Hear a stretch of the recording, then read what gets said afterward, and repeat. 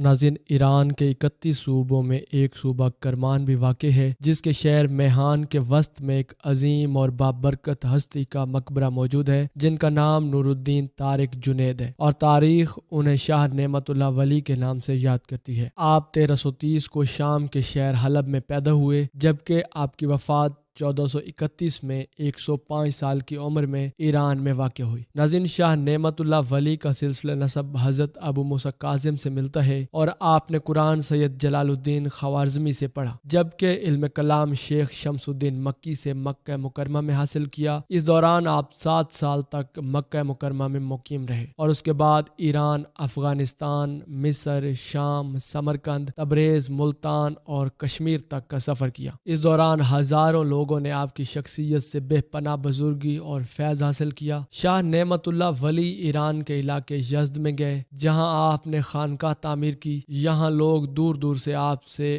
فیض حاصل کرنے کے لیے آیا کرتے تھے، جبکہ آپ کا انتقال بھی اسی جگہ پر ہوا، اور سلطان شہاب الدین نے آپ کا مقبرہ تعمیر کیا۔ ناظرین، شاہ نعمت اللہ ولی اللہ سبحانہ و تعالیٰ کی ان چند برگزیدہ اور نیک ہستیوں میں سے تھے جن کے بارے میں حضور نبی رحمت صلی اللہ علیہ وآلہ وسلم نے ارشاد فرمایا تھا، میری امت کے بعض علماء بنی اسرائیل کے پیغمبروں کی طرح ہوں گے، یعنی اللہ سبحانہ و تعالیٰ جنہیں جب چاہتا ہے اپنی خصوصی عنایت سے ولی، ابدال، کتب اور غوث جیسے عالم منصب پر ان کو فائز کر دیتے ہیں۔ ناظرین، حضرت شاہ نعمت اللہ ولی نے ہزاروں فارسی اشعار پر مشتمل دیوان، جبکہ قصیدہ جو کہ بہت مشہور ہے، اس میں آپ نے آنے والے دور کی تمام پیشن گوئیاں اپنی فارسی اشعار کی صورت میں بیان کی، اور حیرت انگیز طور پر وہ سب پیشن گوئیاں سچ ثابت ہوئی ہیں۔ آپ نے تقریباً 1000 کے قریب فارسی اشعار لکھے، جن میں سے 750 آج کے دور میں دستیاب ہیں، اور 1000 سال کے عرصے پر محیط ماضی، حال اور مستقبل میں ہونے والے تمام اہم واقعات کو وضاحت کے ساتھ بیان کرتے ہیں، حتیٰ کہ 100 سے 700 سال بعد آنے والے برصغیر کے تمام بادشاہوں کے نام ترتیب سے بیان کر دیے، جبکہ وہ ابھی پیدا ہی نہیں ہوئے تھے۔ لہٰذا سائنسی طور پر اگر آپ کو ٹائم ٹیبل بھی کہا جائے تو غلط نہیں ہوگا، یعنی کہ وقت سے پہلے وقت کو دیکھنے والا۔ دوستو، یہ پیشن گوئیاں اس حد تک درست ہیں گویا شاہ نعمت اللہ ولی آنکھوں دیکھا حال دیکھنے کے بعد داستان بیان کر رہے ہوں اور تاریخ کے ہر دور سے گزرے ہوں۔ مثال کے طور پر آپ نے بادشاہ تیمور کا ذکر اپنے فارسی اشعار میں اس کی پیدائش سے 200 سال قبل کیا، جس نے میر تغرل کو شکست دی اور ہندوستان کا حکمران بنا۔ اس کے علاوہ لودھی خاندان کے حکمران یعنی سکندر، جبکہ مغل بادشاہ کا نام لے کر ترتیب کے ساتھ بیان کیا، جن میں تمام مغل بادشاہوں یعنی کہ بابر، ہمایوں، اکبر، جہانگیر اور شاہ جہان کے تذکرے ناموں کے ساتھ موجود ہیں، یہاں تک کہ آپ نے برصغیر پر انگریزوں کی آمد اور قبضے کا بھی ذکر کیا۔ شاہ نعمت اللہ ولی نے آخر الزماں یعنی قیامت سے پہلے پیش آنے والے تمام اہم ترین واقعات بیان کیے ہیں، اور ایک ترتیب کے ساتھ رونما ہونے والے تمام اہم واقعات اور مستقبل کی تمام جنگوں کا ذکر واضح طور پر فرما دیا۔ اپنے اشعار میں وہ کئی جگہ پیدا ہوگا کہ ردیف استعمال کرتے ہیں، اور بعض جگہوں پر وہ ردیف کہ میں دیکھ رہا ہوں وہ استعمال کرتے ہیں۔ ناظرین، حضرت نعمت اللہ شاہ ولی کی پیشن گوئیاں حیران کن حد تک سچ ثابت ہوئی ہیں۔ آپ نے 1174 میں یعنی ظہیر الدین بابر کے اقتدار میں آنے سے 200 سال قبل فرماتے ہیں کہ اس کے بعد کابل کا بادشاہ بابر دلی میں ہندوستان کا وارث بنے گا۔ اس کے علاوہ ہمارے بادشاہ کے بارے میں فرمایا کہ اس کو ایک حادثہ پیش آئے گا، اور یوں شیر شاہ سوری نام کا شخص دنیا میں ظاہر ہوگا، جو کہ تاریخ ہمیں بتاتی ہے کہ بالکل لفظ بلفظ سچ ثابت ہوا، کیونکہ شیر شاہ سوری سے شکست کھا کر ہمایوں نے دریا گنگا پار کر کے اپنی جان بچائی، جبکہ شیر شاہ سوری کی حکمرانی اور اس کی وفات کے بعد دوبارہ ہمایوں نے شاہ ایران کی مدد سے 1555 میں دوبارہ ہندوستان پر قبضہ کر لیا، جب شیر شاہ سوری کا بیٹا تخت نشین تھا، اور یوں 1535 سے 1556 تک ہندوستان پر وہ دوبارہ حکومت کرتا رہا۔ ناظرین، مغل بادشاہ جہانگیر کے بارے میں شاہ نعمت اللہ ولی فرماتے ہیں کہ جب وہ دارالبقا کی طرف سفر کرے گا تو اس کا بیٹا شاہ جہاں پیدا ہوگا۔ اس کے بعد آپ نے فرمایا کہ شاہ جہاں کا بیٹا اورنگزیب عالمگیر پرانی تخت نشینی کی روایت کو توڑتے ہوئے اپنے باپ شاہ جہاں کو گوالیار کے قلعے میں قید کروا دیا، یہاں تک کہ تخت کے اصل وارث یعنی اپنے بڑے بھائی کو شکست دے کر ہاتھی کے پیچھے باندھ کر گھسیٹتے ہوئے ہزاروں مردوں، عورتوں عورتوں کے سامنے اسے قتل کر دیا۔ یوں ہی ظلم و ستم اور ناانصافی کے بعد سلطنت مغلیہ کا زوال شروع ہو گیا، جس کا ذکر شاہ نعمت اللہ ولی نے اس واقعے کے رونما ہونے سے کئی سو سال قبل کر دیا تھا۔ ناظرین، اس کے بعد شاہ صاحب نے دلی کے بادشاہ نادر شاہ کا بھی ذکر کرتے ہوئے فرمایا کہ وہ 1739 میں ہندوستان پر حملہ کرے گا، اور تاریخ میں موجود ہے کہ نادر شاہ نے دلی کو تباہ کر کے اس میں خون خرابہ کیا اور صرف 12 گھنٹے میں 1.5 لاکھ انسانوں کو قتل کر دیا، جبکہ لوٹ کھسوٹ 2 ماہ تک جاری رکھی۔ دوستو، حیران کن حد تک حضرت شاہ نعمت اللہ ولی بادشاہ بابر کے دور میں سکھوں کے روحانی پیشوا گرو نانک کا ذکر بھی کرتے ہیں اور فرماتے ہیں کہ اس کا نام نانک ہوگا، بہت سے لوگ اس کی طرف رجوع کریں گے، اس فقیر کا بازار گرم ہوگا، اس کا چرچا دور دور تک ہوگا۔ اس کے بعد کے واقعات کا ذکر حضرت شاہ نعمت اللہ ولی کچھ اس طرح سے بیان کرتے ہیں کہ انگریز تاجر بن کر ہندوستان میں داخل ہوں گے۔ یہ وہ وقت ہوگا جب حکمران عیش و عشرت کے بازار گرم کیے ہوں گے، لہٰذا یہ انگریز عیسائی ہندوستان پر قابض ہو کر پورے 100 سال تک حکومت کریں گے۔ یہ وہ دور ہوگا جب مسلمانوں پر زندگی تنگ کر دی جائے گی، ان پر ظلم و ستم اور ناانصافی کے پہاڑ توڑ دیے جائیں گے۔ لہٰذا اس ظلم و ستم کے بعد اللہ سبحانہ و تعالیٰ ان کی مدد کے لیے اسباب پیدا فرمائیں گے۔ لہٰذا پہلی جنگ عظیم کا، جو کہ 1914 سے 1918 تک جاری رہی، اس کا آغاز ہوگا، جس کو شاہ صاحب نے جنگ جیم کہہ کر بیان فرمایا، یعنی کہ جرمنوں کی جنگ۔ فرمایا اس کے بعد جرمنوں اور عیسائیوں کی جنگ ہوگی، جس میں جرمن قوم تباہی اور بربادی کا شکار ہوگی اور شکست کا منہ دیکھے گی۔ اس کے بعد دوسری جنگ عظیم، جو کہ 21 سال بعد دوبارہ جرمنوں اور عیسائیوں کے درمیان شروع ہوگی، اس کا نتیجہ شاہ نعمت اللہ ولی یوں بیان فرماتے ہیں کہ اگرچہ بے جیم پر یعنی برطانیہ جرمنوں پر فتح حاصل کرنے میں کامیاب ہو جائے گا، مگر خود معاشی طور پر بے حد کمزور ہو جائے گا۔ لہٰذا برطانوی انگریز ہندوستان کو خود ہی چھوڑ کر چلے جائیں گے، مگر وہ جاتے جاتے یہاں پر بہت بڑا مسئلہ چھوڑ کر چلے جائیں گے۔ یہاں پر حضرت شاہ نعمت اللہ ولی مسئلہ کشمیر کا ذکر کر رہے ہیں۔ اس کے علاوہ آپ نے کئی سال قبل سقوط ڈھاکہ کی بھی پیشن گوئی کی، جن میں آپ فرماتے ہیں کہ قیام پاکستان کے وقت جب ہندوستان تقسیم ہو جائے گا تو اس کے کچھ عرصے بعد مسلمان دلیرانہ جنگ لڑیں گے، جب دشمن مسلمانوں کے قلب یعنی لاہور تک آ پہنچے گا۔ ناظرین، یہاں پر 1965 کی جنگ کی پیشن گوئی کا ذکر ہے۔ مزید حضرت شاہ نعمت اللہ ولی بیان کرتے ہیں کہ 17 روز کی جنگ کے بعد اللہ سبحانہ و تعالیٰ کے فضل و کرم سے اسلام کے غازی اس خون ریزی کے بعد کامیاب ہو جائیں گے، مگر دشمنوں کی سازشوں کے سبب مسلمانوں کے ملک کو توڑ دیا جائے گا، جس میں واضح طور پر سقوط ڈھاکہ کی طرف پیشن گوئی کی گئی ہے۔ ناظرین، یہ تو تھی حضرت شاہ نعمت اللہ ولی کی ماضی کی وہ پیشن گوئیاں جو حرف بحرف سچ ثابت ہوئیں، مگر سوال یہ ہے کہ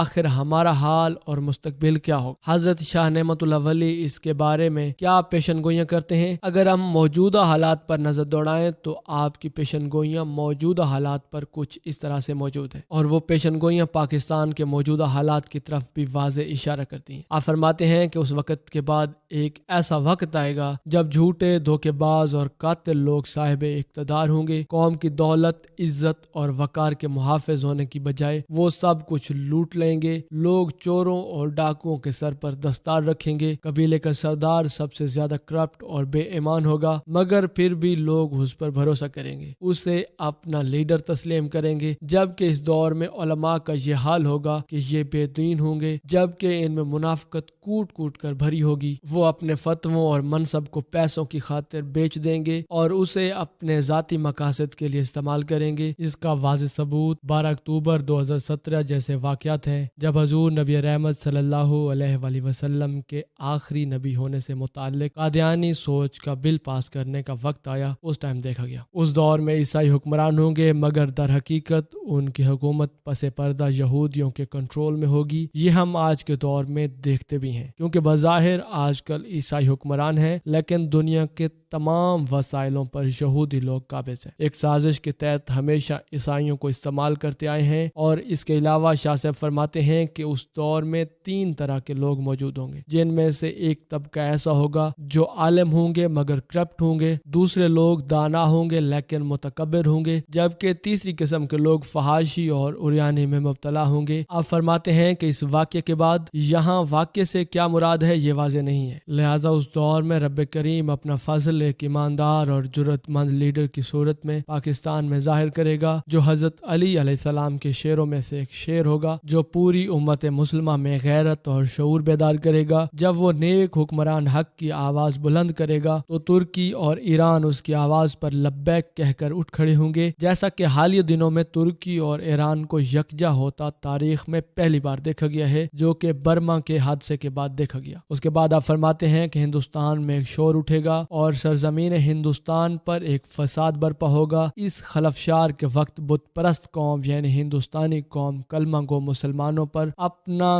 قہر و غضب نازل کرے گی، یعنی مسلمان اور ہندوؤں کے درمیان جنگ کا آغاز ہوگا۔ یہ جنگ 6 سال تک جاری رہے گی، جس کی بنیاد جھوٹ اور پروپیگنڈا ہوگا۔ مثال کے طور پر آج انڈیا جس طرح سے پاکستان پر اپنے ملک میں دہشت گردی کروانے، ایٹمی ہتھیاروں کی ترسیل اور دوسرے جھوٹے الزامات لگا کر پاکستان پر حملہ کرنے کے ناپاک عزائم رکھتا ہے، اس طرح کوئی الزام لگا کر اس جنگ کا آغاز کیا جائے گا، جبکہ اس جنگ کے لڑنے والے فوجیوں سے متعلق شاہ نعمت اللہ ولی فرماتے ہیں کہ ان کی مدد کے لیے شمال مشرق کی طرف سے فتح حاصل کروانے کے لیے مدد آئے گی۔ اور اگر آج ہم دیکھیں تو پاکستان کے شمال میں چین واقع ہے، جس کے تعلقات پاکستان سے برادرانہ اور نہایت اہمیت کے حامل ہیں، لہٰذا ان پاکستانی فوجیوں کو چین کی طرف سے مدد اور تعاون ملنا شروع ہو جائے گا، جو کہ ہتھیار اور دوسرے جنگی ٹیکنالوجی کی صورت میں ہو سکتا ہے۔ یہ مدد اتنی زیادہ ہوگی کہ مسلمان مضبوط ترین ہو جائیں گے، حتیٰ کہ اہل کفر بھی اس کو دیکھ کر خوف زدہ ہو جائے گا۔ ایران اور مشرق وسطیٰ بھی امداد کے لیے دیوانہ وار نکل آئیں گے اور جذبہ جہاں سے سرشار ہو کر مسلمانوں کے ساتھ مل کر کافروں پر قہر ثابت ہوں گے۔ مسلمانوں کا یہ عظیم لشکر اہل کفر کو پسپا کر کے رکھ دے گا، یہاں تک کہ کافر جان بچانے کے لیے بہانے ڈھونڈتے پھریں گے، مگر سب کچھ بے سود ثابت ہوگا۔ ترکی، چین اور ایران ہندوستان کو فتح کروانے میں پاکستان کا ساتھ دیں گے، اور ظاہر ہے کہ یہ غزوہ ہند کا ذکر ہے۔ اس دوران سب دشمن مارے جائیں گے، ہندوستان کے ٹکڑے ٹکڑے ہو کر اس کا خاتمہ کر دیا جائے گا، جبکہ پوری دنیا کے مسلمان جمع ہو کر اسلامی اتحاد کی مثال قائم کریں گے۔ تیسری جنگ عظیم کا متعلق بھی شاہ نعمت اللہ ولی یوں بیان کرتے ہیں کہ غزوہ ہند ہوگا، اس کے بعد شکست کھانے والے جرمنی اور جاپان روس کے ساتھ مل جائیں گے، یعنی اس کے ساتھ اتحاد قائم کر لیں گے۔ اس کے علاوہ جنگ میں جہنمی قسم کے انتہائی مہلک ہتھیار یعنی اٹامک ویپنز یوز کیے جائیں گے، جو دیکھتے ہی دیکھتے پورے کے پورے شہروں کو تباہ کرنے کی صلاحیت رکھتے ہوں گے۔ جبکہ مستقبل سے متعلق شاہ نعمت اللہ ولی غزوہ ہند کے 40 سال بعد کا ذکر کرتے ہوئے یوں فرماتے ہیں کہ آخری دنوں میں امام محمد مہدی علیہ السلام کا ظہور ہوگا، یہ بات تمام دنیا میں مشہور ہو جائے گی۔ اس کے بعد اصفہان شہر سے دجال کا خروج ہوگا، جس میں ایک بار پھر سے فتنہ و فساد سر اٹھائیں گے، لوگ ان فتنوں کا شکار ہو کر اپنے ایمان سے ہاتھ دھو بیٹھیں گے، ہر طرف کفر کا نظام مسلط نظر آئے گا، لہٰذا اس دور میں اللہ پاک اپنا فضل پھر سے نازل فرمائے گا اور حضرت عیسیٰ علیہ نبی علیہ السلام کو آسمان سے ظاہر کرے گا۔ ناظرین، حضرت امام محمد مہدی علیہ السلام کے زمانے میں انصاف کا دورہ ہو جائے گا، یہودیت اور کفر کو شکست ہوگی، جو کہ دجال کے ساتھ جنگ کریں گے اور اسے قتل کریں گے۔ مگر دوستو، اس کے بعد کا مستقبل کیا ہوگا؟ اس پر شاہ نعمت اللہ ولی فرماتے ہیں کہ خاموش ہو جا نعمت اللہ، رب کریم کے رازوں کو ظاہر نہ کر، اور یوں اس کے بعد اپنے قصیدے کو ختم فرماتے ہیں۔ دوستو، شاہ نعمت اللہ ولی اللہ پاک کی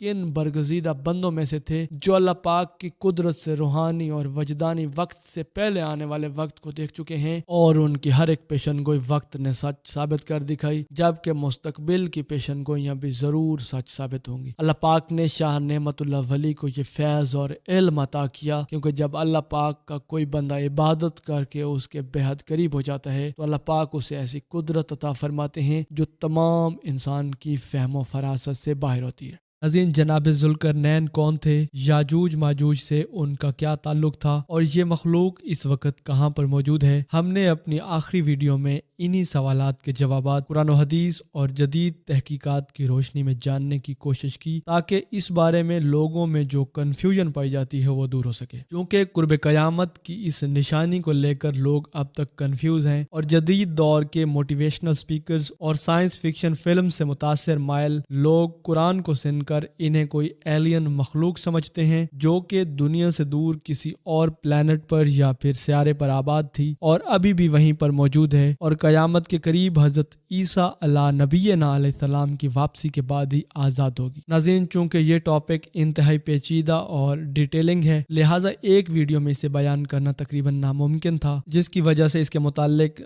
बाकी तमाम मालूमात हम इस वीडियो में शेयर करेंगे। नाज़रीन, ये सवाल कि जब याजूज माजूज निकलेंगे तो पूरे समंदरों का पानी पी जाएंगे और अश्कनाजी ज्यूज जो एक इंसानी मखलूक हैं वो कैसे कर सकते हैं। पहली बात कि हदीस मुबारक में किसी समंदर का जिक्र नहीं है, बल्कि एक साफ पानी की झील का जिक्र है जिसे झील तबरिया भी कहते हैं। झील और समंदर में जमीन और आसमान का फर्क होता है। समंदर के पानी को डायरेक्टली कोई इंसान या जानवर कभी नहीं पी सकता, क्योंकि उसमें इतना नमक होता है कि उसे हार्ट अटैक या किडनी फेलियर हो सकता है और उससे इंसान और जानवर की फौरन मौत हो सकती है। और लॉजिकली अगर ये मखलूक तादाद में इतने ज्यादा हैं कि जमीन पर उतरते ही वो समंदरों का पानी पी सकते हैं, तो अब तक वो ये पानी कैसे पी रहे हैं? मतलब अब तक उनके पानी की जरूरत को कौन पूरा कर रहा है? हदीस मुबारक में बयान होता है कि जब बुलंदी से उतरते हुए आएंगे और तादाद में इतने ज्यादा होंगे कि जब इनका पहला गिरोह झील तबरिया के पास से गुजरेगा तो सारा का सारा पानी पी जाएगा और जब इनका आखिरी गिरोह पहुंचेगा तो वो कहेगा यहाँ पर कभी पानी हुआ करता था। नाज़रीन, क्या आप जानते हैं कि जिस झील तबरिया का हदीस मुबारक में जिक्र किया जा रहा है वो कहाँ पर है? झील तबरिया इसराइल में मौजूद है। इसराइल में जिसका पानी सुबह और शाम इसराइल के लोग अपनी फसलों और पीने के लिए इस्तेमाल कर रहे हैं। इंग्लिश में इसको सी ऑफ गैलिली भी कहा जाता है। यानी हदीस मुबारक में किसी समंदर का जिक्र नहीं है, बल्कि खास तौर पर झील तबरिया का जिक्र मौजूद है जिसका पानी पिया जा सकता है और इस वक्त ये इसराइल के कब्जे में है। या ये भी महज इत्तफाक है कि ये झील इसराइल में मौजूद है? नाज़रीन, याजूज माजूज के इस ग्रोह को आप उस कौम खिज़र की हर आने वाली नस्ल तस्वर करके उसका मतलब समझने की कोशिश करें कि उनकी अगली नस्ल आहिस्ता आहिस्ता इस पानी को पीकर इस झील को खुश कर देगी। याद करें कि हदीस मुबारक में यह बयान होता है कि जब याजूज माजूज खोल दिए जाएंगे तब भी इस झील को खुश करेंगे। और अब अगर मैं आपसे ये कहूँ कि इस झील का खुश्क होना इंतहाई करीब है, तो क्या आप मेरी इस बात पर यकीन करेंगे? जी हाँ, ये कौम खिज़र, अश्कनाजी ज्यूज या फिर मौजूदा दौर के इसराइल के ज्यूज तमाम पानी को पी चुके हैं। माहिरीन के मुताबिक इस झील में पानी की सतह इस कदर कम हो चुकी है कि दोबारा ये अपनी असली हालत में कभी वापस नहीं आ सकती। अगर आपको यकीन नहीं आता तो आप मुख्तलिफ इंटरनेशनल मीडिया चैनल्स पे इस झील के मुतालिक मुख्तलिफ तहकीकात और वीडियोस देख सकते हैं। अब मुझे बताएं कि आज के वक्त में अगर कोई आसमानी मखलूक या फिर याजूज माजूज झील तबरिया तक पहुंचती है तो इस खुश्क झील का पानी कैसे पी सकती है? इस बात की कुछ सेंस ही नहीं बनती। यानी समंदरों के पानी को पी जाने का कोई जिक्र हदीस मुबारक में मौजूद ही नहीं है। नाज़रीन, याजूज माजूज या कौम खज़र का कब्जा कोहकाफ के शुमाली पहाड़ी इलाकों में था और उनके बादशाह ने अपनी रियायत समेत यहूदियत अख्तियार कर ली थी, जो बाद में मौजूदा दौर के पोलैंड और जर्मनी में जाकर आबाद हुए। और दूसरी जंग अजीम के बाद ये लोग मौजूदा इसराइल में जाकर आबाद होना शुरू हो गए, जबकि असल बनी इसराइल यानी हजरत याकूब अलैहिस्सलाम की औलाद और उनके 12 बेटों की नस्ल पूरी दुनिया में अब तक दरबदर है। ये असल बनी इसराइल गंदमी रंगत के हैं क्योंकि ये अरबों के ज्यादा करीब हैं, जबकि अश्कनाजी ज्यूज या फिर कौम खज़र यानी सफेद फाम ये तुर्कों की नस्ल से हैं। इन दोनों के वालिद का नाम था गोरमा, जो कि तुर्कों के बाप भी कहलाते हैं। आज के टाइम में इन्हें यूरोपी ज्यूज भी कहा जाता है। कुरान मजीद में यरूशलेम की इस बस्ती का जिक्र सूरह अंबिया में इस तरह से मौजूद है कि ये कौम बनी इसराइल दोबारा दुनिया में अपनी हुकूमत कायम नहीं कर सकेगी और यहाँ तक कि उसके बाद याजूज माजूज खोल दिए जाएंगे। नज़ीर, क्या आपको कुरान मजीद की इन दोनों आयतों में कोई रब्त नजर नहीं आता जो कि एक दूसरे के ऊपर मौजूद हैं? और जाहिर है कि ये बिला वजह नहीं है। इन दोनों चीजों का आपस में कोई न कोई ताल्लुक जरूर मौजूद। जरा गौर करें कि बनी इसराइल कौम को दोबारा उनकी हुकूमत ना देने की सजा का ऐलान करने के बाद अल्लाह सुब्हानहू व तआला फरमाते हैं कि याजूज माजूज को खुला छोड़ दिया जाएगा। सूरह अंबिया की इन दोनों आयतों की एक साथ मौजूदगी का जवाब ये इंटरगैलेक्टिक या फिर आसमानी सफर कैसे दे सकता है? आज भी दुनिया भर में मौजूद रबी और क्रिश्चियन पादरी भी तारीखी तौर पर अश्कनाजी और असल ज्यूज के फर्क को समझते हैं और इनके ऊपर आपको इस तरह की बहुत सारी वीडियोस भी मिल जाएंगी। नाज़रीन, डॉक्टर जॉन एंट्रिक अश्कनाजी DNA साइंटिस्ट हैं और उन्होंने अपनी रिसर्च में एक ऐसा हैरत अंगेज दावा किया ہے جس نے سب کو ورطہ حیرت میں ڈال دیا۔ ان کا کہنا ہے کہ میری تحقیقات کے مطابق موجودہ اشکنازی جیوز کا ڈی این اے 99.97% ایک ہی نسل سے ملتا ہے، اور وہ نسل بنی اسرائیل نہیں ہے بلکہ قوم خضر ہے، اور یہ وہ نسل نہیں ہے جو کہ بنی اسرائیل سے تھی، بلکہ ان کا ڈی این اے ترک نسل سے بہت زیادہ ملتا ہے، جس کا مطلب ہے کہ اسرائیل میں موجود 99.97% یہودی دراصل اشکنازی جیوز یا قوم خضر سے ہیں۔ ممکن ہے کہ اس سے بھی زیادہ ہوں۔ یہاں رسول اللہ صلی اللہ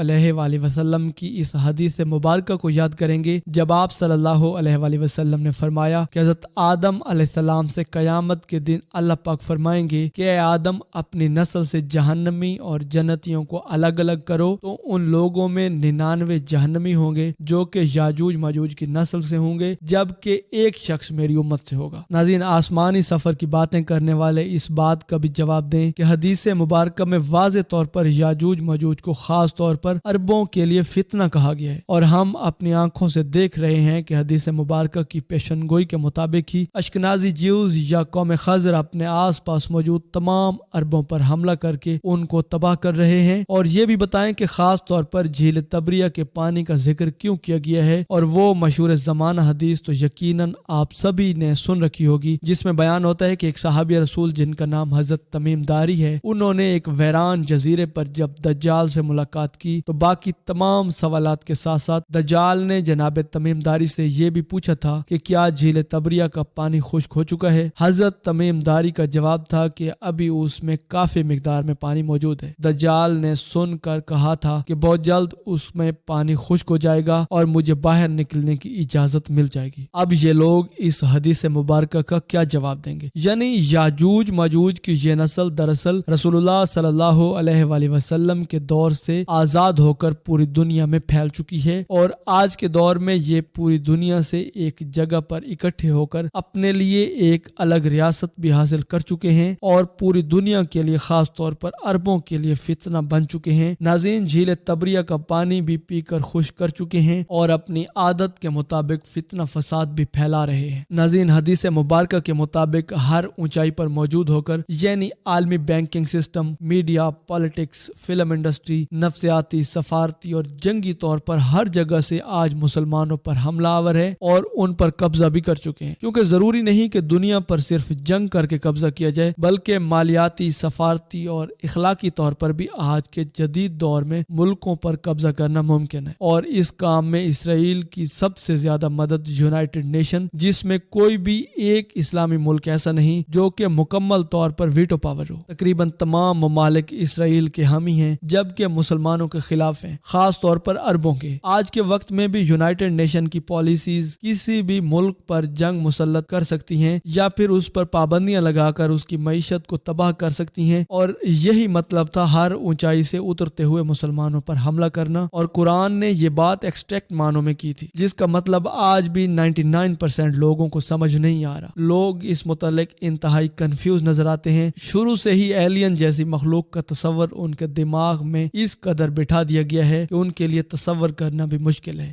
یہی وہ مخلوق ہے جو اس زمین پر موجود ہو کر اپنی تعداد کو مسلسل بڑھا رہی ہے اور اپنے آس پاس مسلمانوں پر خاص طور پر حملہ آور بھی ہے، جبکہ اللہ سبحانہ و تعالیٰ نے سورہ کاف کی آیت 98 میں فرمایا ہے کہ دیوار کو مسمار کر دے گا، بے شک میرے رب کا وعدہ سچا ہے۔ اور اسی وعدے کے بعد دربند کی یہ دیوار جو کہ موجودہ داغستان کے دربند کے علاقے میں موجود ہے، مسمار ہو چکی ہے۔ حضرت عیسیٰ علیہ نبی علیہ السلام کی زمین پر واپسی اور دجال کو قتل کرنے کے بعد یہی یاجوج ماجوج اپنا آخری حملہ کریں گے، جو کہ کسی بھی صورت میں ہو سکتا ہے، اور ان کے لیے وہ سزا ہوگی جو کہ انہوں نے حضرت عیسیٰ علیہ السلام کی اس سے پہلے پیروی نہ کی اور ان کو قتل کرنے کی کوشش کی۔ اور اس کے بعد بیان ہوتا ہے کہ یاجوج ماجوج کا حملہ اس قدر شدید ہوگا کہ حضرت عیسیٰ علیہ السلام اپنے پیروکاروں کو لے کر ایک پہاڑ کی چوٹی پر چڑھ جائیں گے، اور اس کے بعد اللہ سبحانہ و تعالیٰ ان کے جسم میں ایک کیڑے کو، ایک وائرس کو پیدا کرے گا جو کہ ان کو ختم کر کے ان کی لاشوں کو زمین پر بکھیر دے گا۔ ناظرین، اب اس کیڑے یا اس وائرس کو نہیں جانتے، اور اگر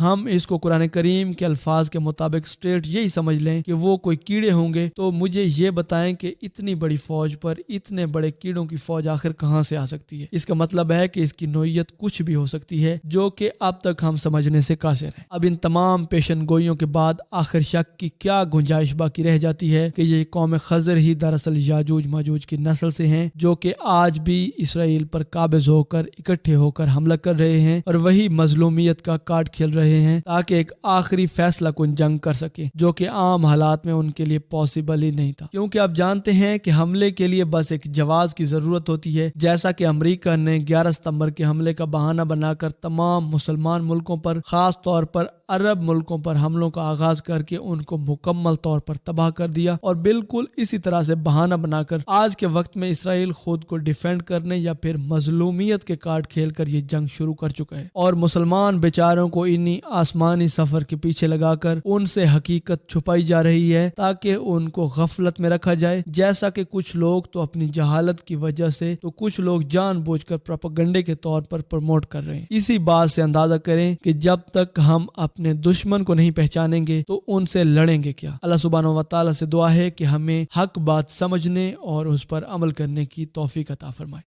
ناظرین، ذوالقرنین تاریخ کی ایک انتہائی اہم اور پراسرار ترین شخصیت ہیں۔ ایک بادشاہ ہونے کے ساتھ ساتھ قرآن مجید فرقان حمید میں ان کا ذکر انتہائی غیر معمولی شخصیت کے طور پر بیان ہوتا ہے۔ اللہ سبحانہ و تعالیٰ نے انہیں ایک عظیم سلطنت عطا کی تھی اور ایک خاص قوم سے ان کا سامنا کروایا جسے یاجوج ماجوج کے نام سے جانا جاتا ہے، اور اس قوم کا قرب قیامت میں ایک بار پھر سے نکلنا قیامت کی ایک انتہائی اہم ترین نشانیوں میں سے ایک ہے۔ ناظرین، آج کے دور میں کچھ مذہبی اسکالرز نے ان کے نام سے انٹر گلیکٹک ٹریول یعنی آسمانوں میں ان کے سفر کو ثابت کر دیا ہے، جو کہ ایک بہت بڑا جھوٹ اور اسلامی تعلیمات کو نہ سمجھنے کا نتیجہ ہے۔ جناب ذوالقرنین کا ذکر قرآن مجید فرقان حمید کی سورہ مبارکہ کاف میں آیا ہے۔ سورہ مبارکہ کاف کی آیت 83 سے لے کر 98 تک ان کے سفر کا حال بیان ہوتا ہے، جو کہ انہوں نے ایک مشرق کی طرف، ایک مغرب کی طرف اور ایک شمال کی طرف کیا، جہاں پر انہوں نے یاجوج ماجوج کے خلاف ایک دیوار بنائی۔ سورہ مبارکہ کاف کی یہ آیات اس وقت نازل ہوئیں جب ایک یہودی عالم کے پاس کچھ عرب کے لوگ پہنچے اور ان سے کہنے لگے کہ محمد صلی اللہ علیہ وآلہ وسلم سے ایسا کیا سوال کیا جائے کہ ان کے نبی ہونے کی حقیقت واضح ہو جائے۔ کسی یہودی عالم کو رسول اللہ صلی اللہ علیہ وآلہ وسلم سے 3 سوال کرنے کا کہا گیا، جن میں سے ایک سوال یہ تھا کہ وہ شخص کون تھا جو کہ دنیا کے 3 کونوں تک گیا۔ اسی سوال کا جواب اللہ سبحانہ و تعالیٰ نے اسی سورہ کاف کی آیات میں اس طرح سے ذوالقرنین علیہ السلام کے بارے میں بیان فرمایا کہ ان کے تمام زمینی سفر کو وضاحت کے ساتھ قرآن مجید میں بیان فرمایا۔ ناظرین، اس سفر کا تعلق یاجوج ماجوج کی قوم اور ان کو قید کرنے سے متعلق بھی تھا۔ ناظرین، یہودی قوم جناب ذوالقرنین کو اپنے لیے ایک محسن کے طور پر جانتی تھی۔ جب باب العراق کا بادشاہ بخت نصر ہزاروں یہودیوں کو قتل کر کے 1 لاکھ کے قریب یہودیوں کو غلام بنا کر اپنے ساتھ لے آیا، تو وہ ذوالقرنین ہی تھے جنہوں نے بخت نصر بادشاہ کی سلطنت پر حملہ کر کے اس کو شکست دی اور یہودیوں کو دوبارہ ان کا وطن ملک فلسطین اور یروشلم شہر واپس دلوایا۔ اور اسی لیے اس یہودی عالم کو امید تھی کہ حضرت محمد مصطفیٰ صلی اللہ علیہ وآلہ وسلم کیونکہ تورات کا علم نہیں رکھتے اور وہ ایک مخصوص یہودی ربی حاصل کر سکتا ہے، لہٰذا وہ اس کا جواب نہیں دے سکیں گے۔ لیکن سورہ کاف کی آیت 83 میں اللہ سبحانہ و تعالیٰ نے شخصیت کا نام ذوالقرنین بیان کر کے فرمایا کہ اے محمد صلی اللہ علیہ وآلہ وسلم، یہ آپ سے دریافت کرتے ہیں کہ ذوالقرنین کے بارے میں، اور اس کے بعد اس یہودی عالم کے سوال کے متعلق ان کا دنیا کے 3 کونوں کا سفر بھی بیان فرمایا، جو کہ ہم ویڈیو میں آگے جا کر جانیں گے۔ قرآن مجید فرقان حمید میں اللہ سبحانہ و تعالیٰ نے ان کو ایک عظیم بادشاہ اور نیک حکمران کے طور پر بیان کیا ہے، لیکن یہ بھی جاننا انتہائی اہم ہے کہ قرآن ان کی تفصیلات کو کافی پراسرار رکھتا ہے کہ کیا وہ کوئی نبی تھے یا پھر دنیاوی بادشاہ، یا پھر ان کا یہ سفر کسی سلطنت کی طرف تھا۔ قرآن میں بس ان کی ڈائریکشن کا ذکر موجود ہے۔ جب جناب ذوالقرنین کا مقبرہ کھول کر دیکھا گیا تو اس میں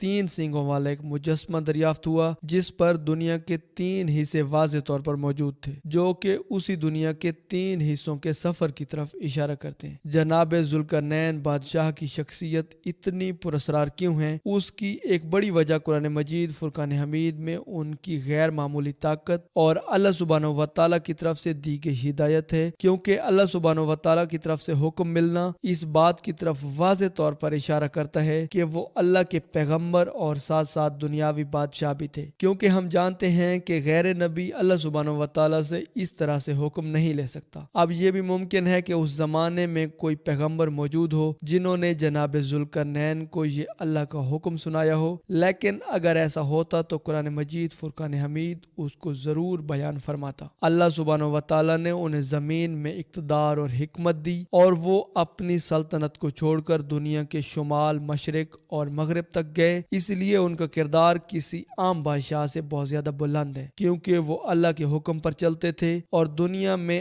عدل و انصاف قائم کرتے تھے۔ یہی وجہ ہے کہ جناب ذوالقرنین کا ذکر عام بادشاہوں کی طرح نہیں ہوتا، بلکہ اللہ سبحانہ و تعالیٰ کی طرف سے خاص ہدایت یافتہ شخصیت کے طور پر بیان ہوتا ہے۔ ناظرین، مولانا عبدالکلام آزاد کے مطابق جناب ذوالقرنین 580 قبل مسیح میں پیدا ہونے والے ایرانی بادشاہ تھے، جنہیں ایرانی کوس کبیر کے نام سے جانتے ہیں، اور ان کا لقب ذوالقرنین یعنی 2 سینگوں والا۔ ان کا پہلا سفر موجودہ دور کے ایران، افغانستان اور بلوچستان کی طرف تھا، جنہیں وہ فتح کرتے چلے گئے، اور ان کا دوسرا سفر موجودہ دور کے آرمینیا اور ترکی کے علاقے کی طرف تھا، جبکہ ان کا تیسرا سفر تھا عراق کی طرف۔ یہاں پر انہوں نے بنی اسرائیل قوم یعنی یہودی قوم کو بخت نصر کی قید سے آزاد کروایا۔ عام طور پر جنگوں میں صرف قتل و غارت اور تباہی ہوتی ہے، لیکن یہاں پر یہ جاننا انتہائی ضروری ہے کہ ان تمام مہمات کے دوران انہوں نے انتہائی نرمی اور رحم دلی کا مظاہرہ کیا۔ قتل و غارت اور لوٹ مار کرنے کی بجائے لوگوں کو امان دیتے چلے گئے، اور اسی کی وجہ سے لوگ متاثر ہو کر ان کی فوج میں جڑتے چلے گئے۔ بابل پر قبضے کے بعد انہوں نے اپنا مشہور زمانہ فرمان جاری کیا، جو کہ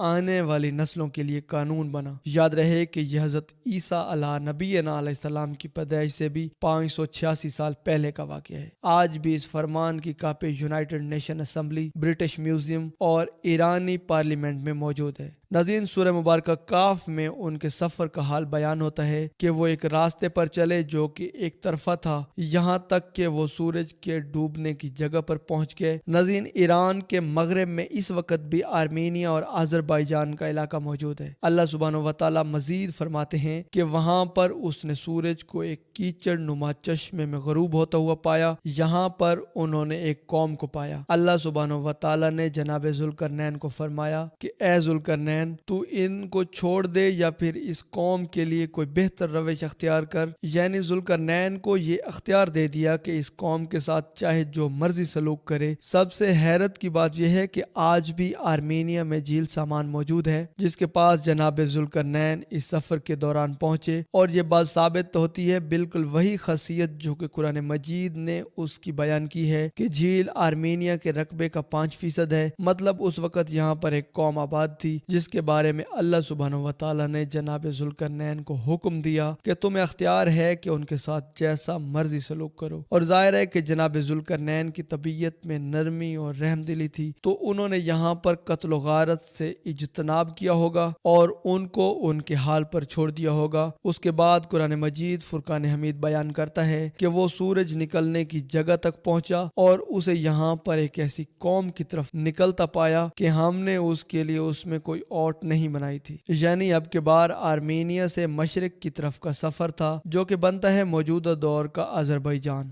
جہاں پر بارشیں نہ ہونے کی وجہ سے یہ زیادہ تر علاقہ خشک ہے۔ اس کے شمال میں داغستان ملک کا علاقہ شروع ہو جاتا ہے اور اسی کے مشرق میں بحر خضر یعنی کیچپینسی ہے۔ یہ وہی علاقہ ہے جہاں پر جناب ذوالقرنین نے یاجوج ماجوج کی قوم کو پایا اور ان کو روکنے کے لیے یہاں پر بند بنایا، کیونکہ وہ اپنے آس پاس کے علاقوں میں تباہی مچا چاہ کر ان لوگوں کو پریشان کیا کرتے تھے، اور قرآن مجید فرقان حمید اس بارے میں اشارہ دیتے ہوئے فرماتا ہے کہ وہ دو پہاڑوں کے درمیان پہنچا اور یہاں پر ایسی قوم کو پایا جو کہ بات سمجھنے کے قریب نہ تھی، یعنی دو پہاڑوں کے درمیان موجود ایک قوم جو کہ اونچائی کی جگہ پر موجود تھی۔ اور حیرت کی بات تو یہ ہے کہ آج بھی اسی دربند کے علاقے میں ایک قلعہ موجود ہے جو کہ اسی قوم سے منسوب ہے۔ اسی قلعے پر آج بھی وہ دیوار موجود ہے، وہ بند موجود ہے جو کہ جناب ذوالقرنین نے اس قوم کو روکنے کے لیے بنایا تھا۔ ناظرین، قرآن بتاتا ہے کہ یہاں پر موجود قوم نے جناب ذوالقرنین سے شکایت کی کہ یاجوج ماجوج بہت ہی فسادی اور ظالم قوم ہے کہ کسی کی بات کو نہیں سنتے اور نہ ہی سمجھتے ہیں، لہٰذا ہم آپ کو تمام مال و دولت دینے کو تیار ہیں کہ آپ ہمارے اور ان کے درمیان ایک دیوار بنا دیں۔ لیکن جناب ذوالقرنین نے جواب دیا کہ میرے پاس اللہ کا دیا سب کچھ ہے، بس اپنے لوگوں سے کہو کہ مین پاور کے طور پر یہ دیوار بنانے میں میری مدد کریں۔ اور اس طرح جناب ذوالقرنین نے لوہے اور تانبے کو پگھلا کر یاجوج ماجوج اور ان کے درمیان ایک دیوار تعمیر کر دی۔ یعنی یاجوج ماجوج ایک انسانی مگر وحشی تھے۔ آج کے دور میں جو لوگ ان کو غاروں کے اندر چھپی ہوئی کوئی مخلوق یا پھر کوئی ایلین مخلوق یا پھر کوئی مانسٹر کے طور پر پیش کرتے ہیں، دراصل وہ قرآن کے اس کنسیپٹ سے بالکل واقف نہیں ہیں، بلکہ ہالی ووڈ کی سائنس فکشن فلم سے متاثر ہیں، کیونکہ قرآن تو ایک ایک کر کے نشانی کے طور پر اس علاقے اور ان لوگوں کی بھی نشاندہی کر رہا ہے جو کہ آج بھی نشانی کے طور پر موجود ہے کہ یہ کون سی قوم تھی اور انہیں یہاں پر کیوں قید کیا گیا۔ ناظرین، قرب قیامت کی اتنی بڑی نشانی کو